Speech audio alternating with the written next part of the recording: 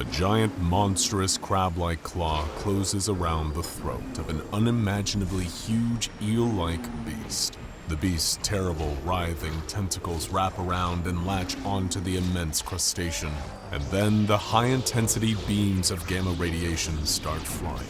All the while, legions of skinless centaurs swim in the waters around them, relishing the violence. And in the middle, a lone boat, the SCPS Mither, manned by a team of mobile task force operatives that does all it can just to survive. There are those who consider outer space to be the ultimate achievement in exploration, the one place that explorers have yet to chart and understand. However, some of the murkiest mysteries in the universe are on our own planet, deep down at the bottom of the ocean. 95% of the deep ocean remains completely unexplored, and the little glimpses we have gotten paint a picture of something truly alien.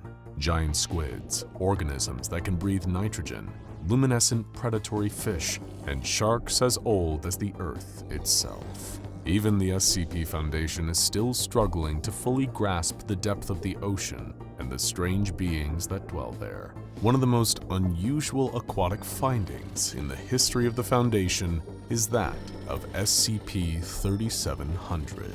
SCP-3700 refers to a circular area in the North Sea with a diameter of 800 kilometers. The waters there are abnormally deep for the region, with the seafloor resting at 5 kilometers beneath the ocean's surface. There are two entities present in the waters of SCP-3700, designated SCP-3700-1 and SCP-3700-2.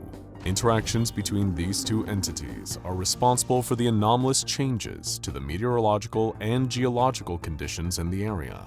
SCP-3700-1 and SCP-3700-2 always interact on the spring and fall equinoxes of any given year, but they will also engage one another throughout the year, seemingly at random. But what exactly are SCP-3700-1 and SCP-3700-2? Aside from terrifying creatures of the deep, SCP-3700-1 is an arthropod bearing an aesthetic resemblance to the European lobster, only much, much bigger, measuring 6 kilometers in length. The creature is green, with a mix of blue, yellow, pink, and red markings across the top of its exoskeleton that bear the appearance of a woman's face. It has 6 prehensile limbs, 4 of which terminate in claws, and 8 legs. The entity's 4 eyes are compound and orange, attached to stalks. Anyone who gets close enough to observe the creature's carapace in detail will notice scars, cracks, and small holes, indicating years and years of damage. SCP-3700-1 has several anomalous qualities in addition to its size. In a fight, it is able to strike with its appendages and produce cavitation bubbles with a force greater than several tons of dynamite. 2 of the entity's eyes are capable of blasting concentrated gamma radiation at a chosen target. The creature has the ability to impact the weather around it, dispersing storms that impede its ability to move with ease, and can reach speeds up to 100 kilometers an hour. In spite of its immense power, SCP-3700-1 is not aggressive and tends to ignore beings in its vicinity other than SCP-3700-2. Speaking of SCP-3700-2, it is a 32-kilometer-long entity, resembling a pelican eel in all aspects except for its massive size and the 13 appendages that encircle the middle section of its body. These appendages, which tuck inside its body when not in use, are similar to the tentacles of an octopus, complete with suckers. The majority of the entity's body consists of a sinewy tail, terminating in a sharp point. When its mouth is open, it is an estimated 3 kilometers deep. Its flesh is black, and it has white, purple, and red bioluminescent lines in the shape of a man's face on either side of its torso. SCP-3700-2's anomalous properties include the ability to invoke storms with the severity of Category 5 hurricanes, and the ability to produce whirlpools that draw in any vessel within 150 meters so that it can rip them apart. It is also able to produce high-energy sound waves, as well as blue fire, which it emits from its esophagus. When the two entities interact, it results in an epic struggle as each begins attempts to destroy or subdue the other. When one is victorious, immediate changes to the area follow. When SCP-3700-1 wins, the storms and harsh weather in the area will immediately calm, and an era of fertility and abundance will begin. The reproductive rates of fauna in the ocean and on the islands nearby increase threefold, and the crop yield doubles. The ocean itself becomes increasingly active, and the erosion rates of the archipelagos' shores increase fivefold. When SCP-3700-2 wins, however, the weather conditions become dangerous, with raging hurricanes, rapidly fluctuating temperatures, and constantly changing storm fronts that cause destruction of buildings and loss of life. Naturally, this renders any ocean travel in the area extremely difficult or even impossible. Aquatic food sources are driven away by harsh conditions, and livestock are killed by exposure and disease. Crops are unable to thrive in the high winds, waterlogged soil, and lack of sunlight. All the while, SCP-3700-2 swims throughout the area, preying on unsuspecting ships and menacing the coastline, until SCP-3700-1 manifests to challenge it again. SCP-3700-2 will also regurgitate instances of SCP-3456, though how or why this is possible is unknown. For those unfamiliar with SCP-3456, they are a group of hairless, three-toed horse-like creatures with thick, translucent skin and human torsos fused to their backs. They are most frequently seen near sites of war, terrorist attacks, and devastating natural disasters. Direct observation of one of these entities will draw their attention to the observer, who the entity will then stalk and capture before disappearing.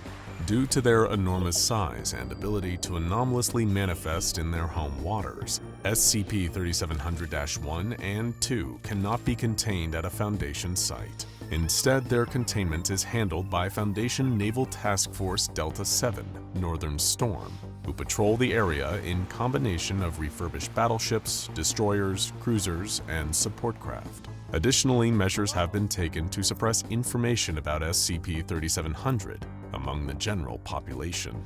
Details about the unusual depth of the waters there have been stricken from public texts and scientific publications. SCP-3700-1 has been implanted with Donovian holoprojectors, which disguise it as a pod of humpback whales. If SCP-3700-1 encounters SCP-3700-2, Delta 7 may engage Protocol Winter Maelstrom. This consists of destroyers deploying harpoon-based anchors into SCP-3700-2's head to hold it in one location. Next, the vessels work together to target the entity until SCP-3700-1 is able to subdue it. If this does not prove effective and SCP-3700-2 cannot be contained, then the task force will implement Protocol Tumult. At this point, naval and civilian crafts in the area must be evacuated. Trade and ferry routes to the archipelagos must be rerouted for at least 6 months. There will be constant aerial and naval engagement with SCP-3700-2, and constant monitoring for the reappearance of SCP-3700-1. The behavior of SCP-3700-1 and SCP-3700-2 is largely very predictable, with one notable exception. On March 20th, 2017, a pair of SCP Foundation-owned battleships known as the Mither and the Terran arrived at a point between the Orkney, Shetland, and Faroe archipelagos in the North Sea. They were accompanied by the usual fleet of Delta 7 ships. Approximately 600 meters away from the ship's anchor points, the water began to emit intense bright rays of light for a duration of 3 minutes. At this point, SCP-3700-1 appeared, visible through the surface of the water. Delta 7 withdrew their anchors, speeding toward the entity. As the ships caught up to the entity, it raised 2 of its claws into the air, clicking them together in a friendly greeting. The Delta 7 ships followed the entity along its usual swimming path for 30 minutes, and during this time, all was peaceful. But this peace did not endure for long. The tide began to change, literally. As large black wall clouds formed overhead, the winds picked up and the waves churned violently. In response, SCP-3700-1 raised its claws overhead, waving them in a circular motion and parting the clouds above it and Delta-7. But this effort took a lot out of the creature, and after 30 seconds, its antenna began to droop, and it lowered its claws. Still, the hole in the clouds remained, allowing a spot of sunshine to break through and beam down on the Foundation vessels. 600 meters ahead, the ocean waters began to rage and froth, spraying foam and surf into the air. SCP-3700-2 burst from beneath the surface, its head pointed upward. It continued to rise until the tops of its tentacles could be seen just above the water, then stopped to bend its torso and turn its head horizontally. Its jaw unhinged, exposing rows upon rows of serrated teeth. The beast let out a mighty roar, accompanied by a stream of blue flame. At the sight of its rival, SCP-3700-1 dove beneath the surface, disappearing from view.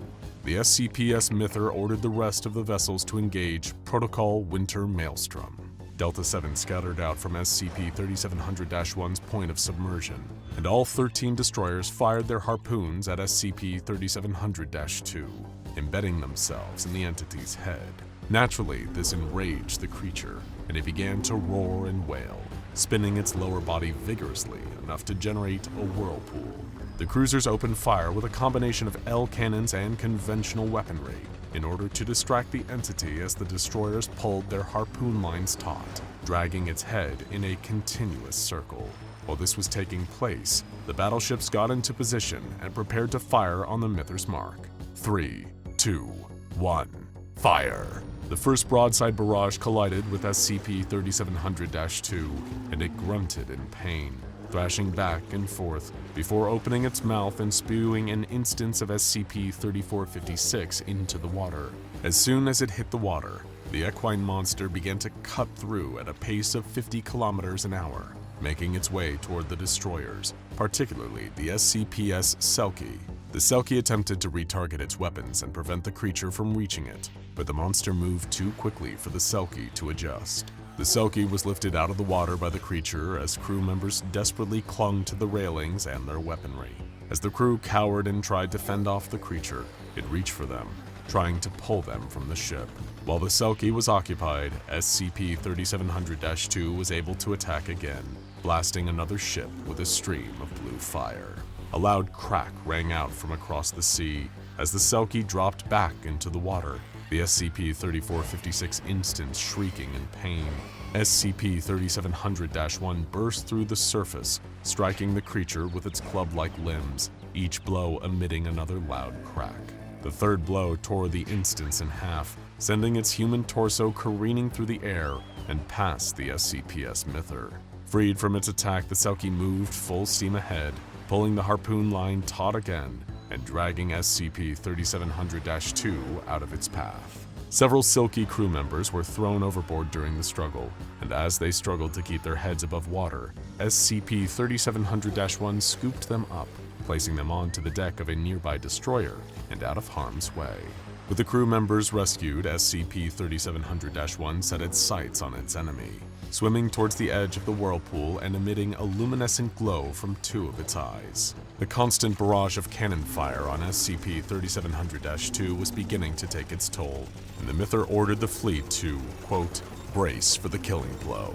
As if responding to the Mither's call, SCP-3700-1 shot several concentrated blasts of gamma radiation at its foe, leaving large holes in the creature in their wake. SCP-3700-2 screamed, flailing so hard that it snapped the harpoon lines and created waves large enough to push the vessels backward.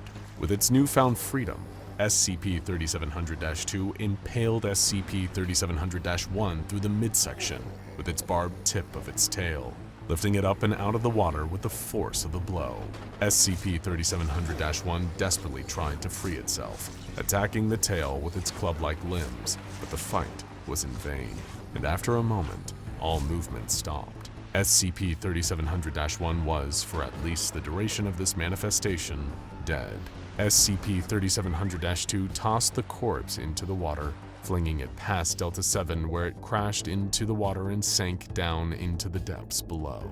At this point, Delta-7 was ordered to initiate Protocol Tumult. The Delta-7 vessels turned away from SCP-3700-2 and prepared to evacuate the area. One of the ships, the SCP-3700 Beast, slowed behind the rest of the fleet, emitting concerning amounts of smoke before coming to a stop.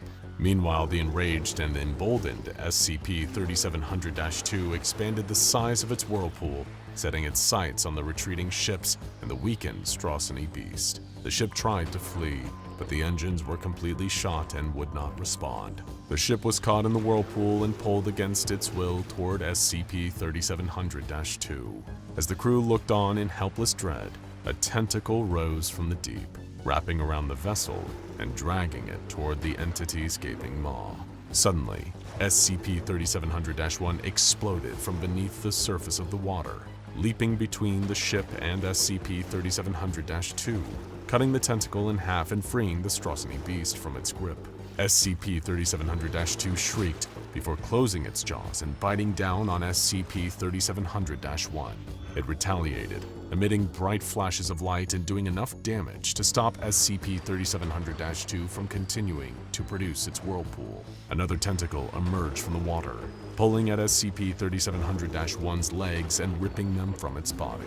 But SCP-3700-1 returned the assault in kind, bludgeoning SCP-3700-2 with its club-like limbs from inside of its mouth. All at once, SCP-3700-2's lower jaw was torn out of place, dropping into the water with SCP-3700-1 still inside. SCP-3700-2 thrashed futilely, growing steadily weaker and weaker. It released one more stream of fire before collapsing. Delta-7 paused the retreat, watching the scene for any sign of a winner, but after 5 minutes, neither entity had moved. Delta-7 returned to the site of the battle to investigate and saw that neither entity was moving, and both appeared to be deceased. Shortly after Delta-7 reached the area, both entities disappeared, leaving a single, round, unidentified object that sank below the surface where SCP-3700-1 had just been. The wall clouds overhead dispersed, leaving standard cumulonimbus clouds in their place. The waters themselves remained choppy. Unsure of how to proceed, the SCPS Myther sent a radio transmission to Command. This is Delta-7 to Command. We read you, Delta-7, Command replied. We have a bit of a situation. Go ahead, Delta-7. SCP-3700-1 and 2 are both down. Command was silent for 10 seconds, utterly baffled by the information. Please repeat, Delta-7. Again, the Myther said, SCP-3700-1 and 2 are both down. Command ordered the Myther to stand by. 3 minutes of radio silence later, communication resumed as they asked, are either entity's effects active? Negative, Command. Is there any trace of either entity? Also negative. It appears the anomaly has been neutralized. Delta-7 is to return to base for debrief following any recovery efforts. With their next steps clear, Delta-7 attached the Straussany Beast to several tugboats, preparing to pull the vessel to safety. But there was one more surprise waiting. The SCPS Myther began picking up unusual levels of gamma radiation, as well as a sonar contact at a depth of 3 kilometers. They called Command requesting permission to deploy submersibles for exploration purposes. 1 minute of silence followed, as the Command arrived at a decision. Request denied. Return to base for debriefing. And so, Delta-7 began to evacuate the area once more, steaming in the opposite direction of the battle. Over the next 5 minutes, CCTV cameras on the vessels picked up an unusual sight. As the gamma radiation levels continued to increase, the ocean turbulence also worsened, tossing smaller vessels and nearly causing them to capsize. Then, all of a sudden, the water stilled, and 4 large yellow orbs appeared below the surface, approximately 300 meters from Delta-7. They lingered there for 2 minutes before vanishing.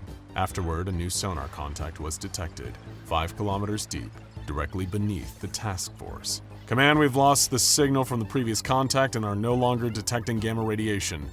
We're detecting new contact 5 kilometers deep, large and metallic. After further deliberation, Command responded, Delta 7, you are authorized to deploy submersibles for exploration purposes. Be advised, should SCP-3700-2 manifest, exploration teams are to be considered lost, and you are to return to base. The consequences of this incident, as well as what else might be lurking down in the depths beneath SCP-3700, are still unknown.